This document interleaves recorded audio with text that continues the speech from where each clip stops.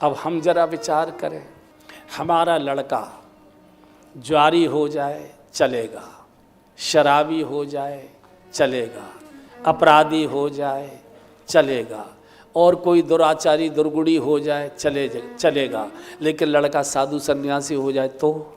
लड़का अगर साधु सन्यासी हो जाए तो सारे रिश्तेदार इकट्ठे कर लोगे, यह समझाओ। हम क्यों कह रहे हैं रोज हमारी ठुकाई करो, रहो घर में, बोतल हमारी खोपड़ी पर फोड़ो, रहो घर में, और राम राज्य आना चाहिए, देश आगे बढ़ना चाहिए। कैसे होगा ये? दूसरे साधुओं के नाक रगड़ रहे हो, अपने घर का बालक साधु होता है तो उसका विरोध करते हो। ये सुमित्रा है, ये देश धर्म जो बचा है ये माताओं के बलिदान से बचा है। जिस हिंदू धर्म में हम श्वास ले रहे हैं, इसी दिल्ली में यही गुरु गोविंद सिंह जी के पिताजी गुरु तेग बहादुर जी धर्म की रक्षा के लिए इसी चांदनी चौक में गरम तवे पर बिठाया गया और गरम गरम बालू उनके ऊपर से बरसाई गई, ऐसे तड़प तड़प के प्राण निकले उनके। बंदा बैरागी बोटी बोटी काट दी गई। गुरु गोविंद सिंह के 12-13 साल के 2 बालक जोरावर सिंह, फतेह सिंह।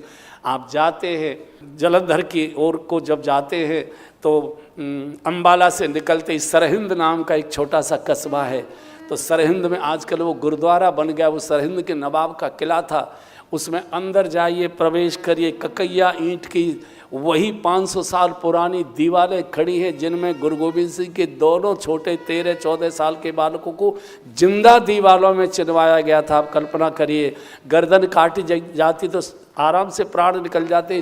कितने घुट घुट के बच्चों के प्राण निकले होंगे, कितने तड़पे होंगे, आप कल्पना करोगे।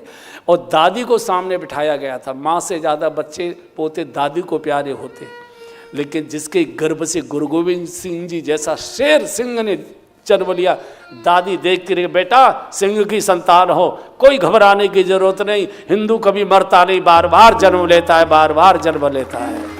ये देश तब बचा है। हकीकत राज शादी के बाद आया है, अभी तो कंगन भी नहीं खुला है और कत्ल कर दिया गया। बहुत कठिन है देश और धर्म की बातें करना, तो बहुत सरल है। त्याग और बलिदान, ये सुमित्रा माँ है। जाओ अब तो तुम्हार काज कछु नाई, माँ को प्रणाम करके चले।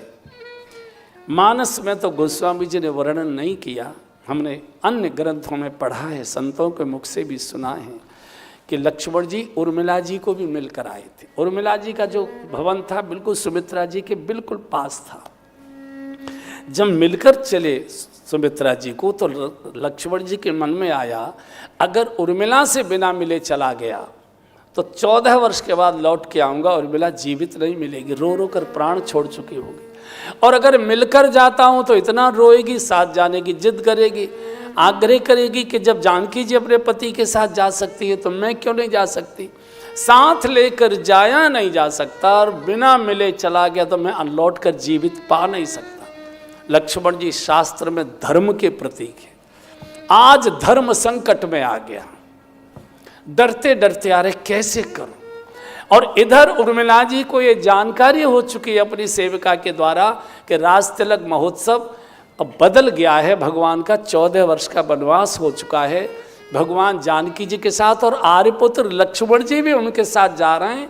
ऐसा मैं सुन के आए हूँ। ओहो, जनक राज की लाडली बिटिया उर्मिला क्या देवी है। इतनी गदगद हो गई है बात सुनकर कि मेरे सुहाग को इतना बड़ा सौभाग्य मिला कि प्रभु के चरणों की सेवा मिलेगी उनको।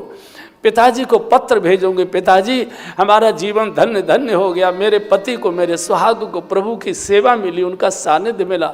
और आज वही लाल रंग की साड़ी जो शादी के समय फेरों के समय पहनी हुई थी, वही श्रृंगार किया, आरती का थाल सजाए हुए है, पूरा श्रृंगार करके प्रतीक्षा कर रहे आएंगे जरूर, बिना मिले तो नहीं जाएंगे।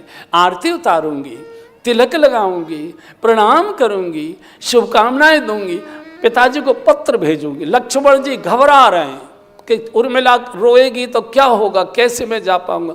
उर्मिला जी गदगद हो रही है कि मेरे सुहाग को सौभाग्य मिला है प्रभु के चरणों की सेवा। आते ही जैसे द्वार खटकाया, आज सेविका ने द्वार नहीं खोला, उर्मिला जी ने द्वार खोला। और जैसी उर्मिला जी को सजी जदी देखा तो लक्ष्मण जी ने सोचा कि रास तिलक की तैयारी के लिए सारे वेश धारण किए, तो नीचे को निगाह कर ली। क्यों?